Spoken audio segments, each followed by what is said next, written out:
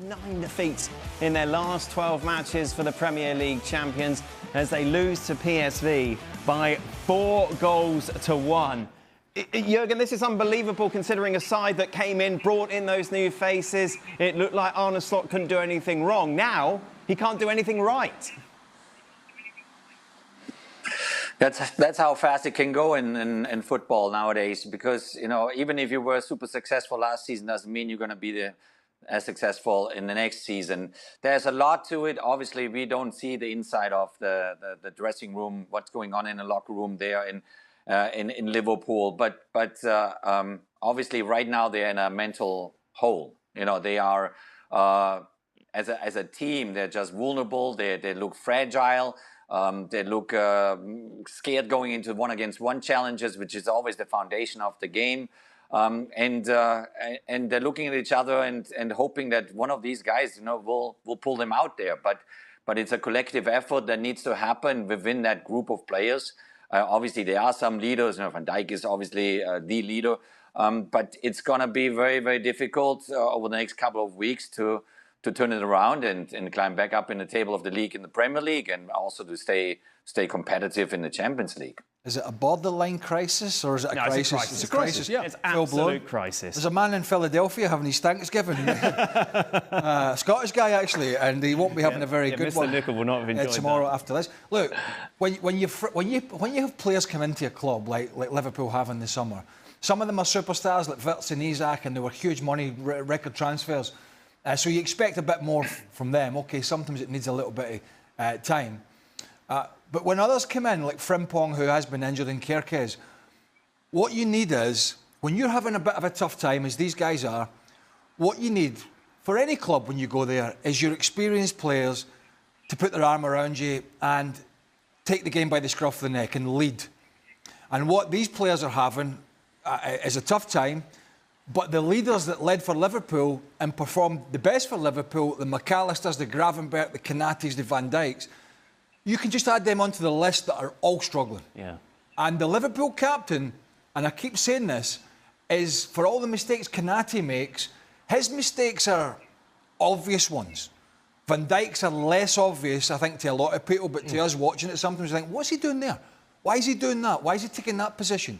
And I saw him do it for... I saw him play particularly badly defensively for Holland and Warsaw as well. So it's not just a Liverpool thing. He's struggling. And when your experienced players are struggling, then it's very difficult for the younger guys that are making big moves. I mean, Kerkez is an international player, plays for Hungary, right? But he's still a young guy, and he made a big move from Bournemouth to Liverpool, to the champions. That can be daunting for a lot of people, and you really want your back four to be, and your teammates to be bailing you out and helping you. He's not getting that. They're all struggling. And it's difficult to see where Liverpool are going to arrest this slide. Yeah. It really is. I think Ekitike might have went off injured as well. We know Isak's had some injury issues. We know Salah's been ineffective. We know Wirtz has been ineffective and injured. And we highlighted all the other problems. They've got on paper, they have a bit of an easy run domestically. But is there any easy run for Liverpool at the moment, Robbo? Their confidence is so low now. And this is when you find out about your players. Not when they're winning games, not when they're winning the title. This is when you find out the good characters, the players that are willing to get on the ball still, the players that are willing to defend with urgency, the players that make good decisions, the players that get round the other players. Come on, we've got to do this, whatever it is, you know, and sort of take it away from the manager slightly and take it back to the players. Because at the moment, I don't see that. And the one, and you just mentioned him, Virgil van Dijk's performances recently, in my view, have been shocking. Even when that run happened, he still said to Konaté, you should be coming across to block the run. He was miles away. He couldn't deal with that.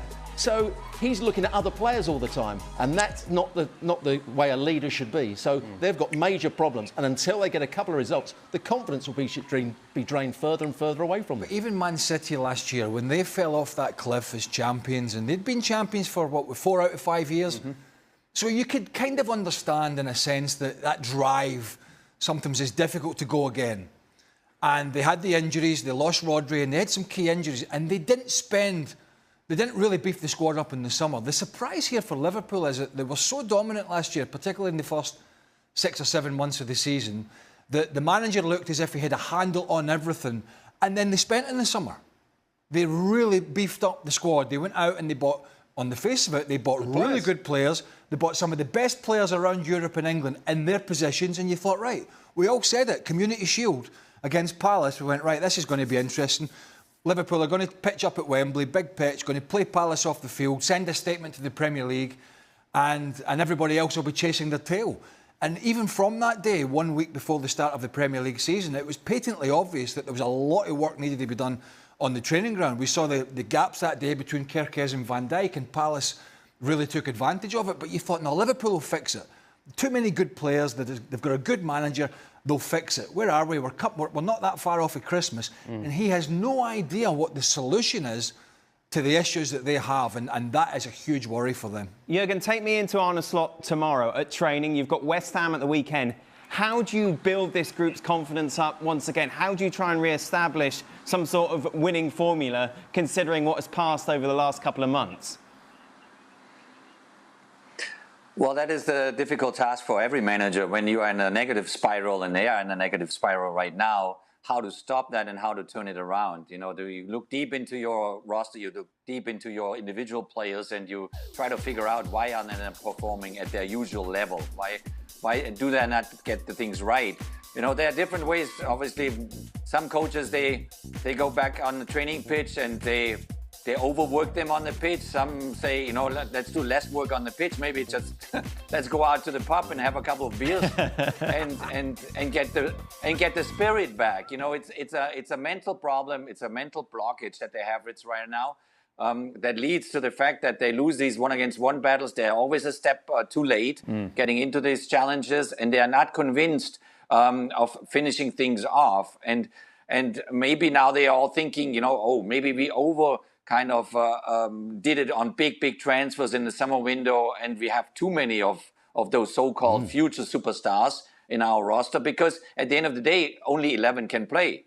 So you have definitely 3, 4, 5, 6 guys on your bench that are used to always play, you know, and when they're on the bench, then they're not happy. So, you know, when things go well, everybody's quiet, you know, everybody's all right, you know, and nobody says a bad word. But when things go wrong, then you know, behind the scenes, you know, people talk to each other, players talk to each other, and that's what you have to stop now, this negative spiral. You got to somehow stop it, and I'm sure that he will try to do everything possible in his hands, and then you can come back only over wins, you know, and probably over a far more physical approach than they did recently, because they need to fight first and then play wonderful football. Now you had a little giggle there when Jurgen said maybe go to the pub and have a few pints, and I know you were, you know, as sometimes people just have a laugh about, but I'm being serious now. That, you know, people might think, well, that was something that was done 20 years ago and 30 years ago, and it certainly was. But you know what? Sometimes it's more. As Jurgen said, sometimes it's more than just dragging players onto the training field and slogging them to death about all the mistakes. And sometimes it is as simple sometimes as that camaraderie. And I know people laugh about it. You think, oh, you go out in a bonding session, you have a bit. But sometimes players need that. There's a pressure. There's a pressure. And when you're under that pressure, you need everybody to be together. And sometimes it's not double session on the training field and every day. Sometimes it is. You know, going for dinner and a few beers and chilling and chatting and talking about the problems and how you're going to solve it and getting those relationships again. Something to spark it, because whatever they're doing at the moment is not working. And you know, we do laugh about these things, but if you don't have the bonding and the dressing room and the camaraderie, you're screwed from the start. And Liverpool have to find something, whatever it is. Jurgen suggested something. I think he's absolutely right. Liverpool won the title last year, and the players were very pleased with themselves. You know, we've won the title, and then they go and buy 4 or 5 players, and they think, hang on, why we won the title? Why are you buying him? So the player that he replaces is now a little bit unhappy, and the player that comes in at centre forward, you know, the centre forward that goes out, he's a bit unhappy as well, and they let 1 or 2 go.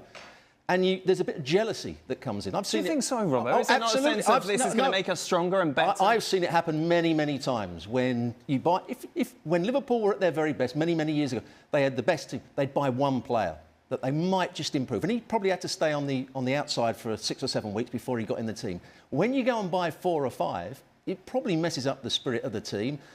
The Van Dijks and the Salahs, well, why are we buying him? You know, we did so well last year. We had a great team spirit. This is going to spoil everything.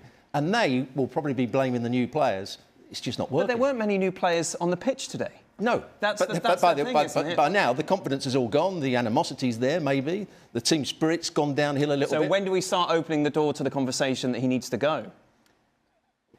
If you don't start seeing an improvement at some point, the manager is under pressure. Of course he is. The thing is, well, we looked at the upcoming games, didn't we? West Ham, Sunderland, Leeds. Well, and there's many managers that have won the title. Think of Ranieri, won the title with Leicester. You think, what a great job.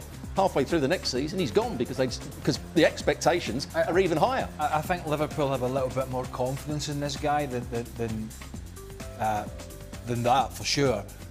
However, at the end of the day, it is all about results. He can just thank his lucky stars that they had this season last year, because had he come in and, you know, they'd finished in the top 4 and no better and got knocked out of every other competition, which they did, got knocked out the FA Cup to Plymouth when he made all those changes, which was really unnecessary, but that was his decision. If he didn't have that in the bank, I think he'd have been teetering. You have to look at his old club. For years, Ancelotti won the title. The next season was gone. You know, there was, I think the Brazilian, won the title. The next year, Mourinho won the title. He was gone the next year if they don't get results. Any manager that loses 7 out of 8 games or whatever it is going to be under pressure. But I think he's at a club that are not historically known for making snap decisions. Certainly not. You know, if you look back over the years, they've not really been a club, Liverpool. And I'm not suggesting we're at that stage. No. We're not. But they're definitely struggling. There's no. I mean, if we go into the new year and they're sitting 14th in the league or something like that, then of course he's going to be under pressure to save his job because more questions will be asked. But the one thing certainly with Liverpool, and there are other clubs like it, but some clubs are very reactive. Liverpool historically haven't tended to be a reactive club. They've generally given their managers a bit of time to try and address the situation. And if a manager can't address it, like, you know, Roy Hodgson or Brendan Rodgers or whoever it was, eventually they'll fire him. So I think he's got a fair amount of time left, but somehow he has to be able to turn this ship around because it's sinking fast.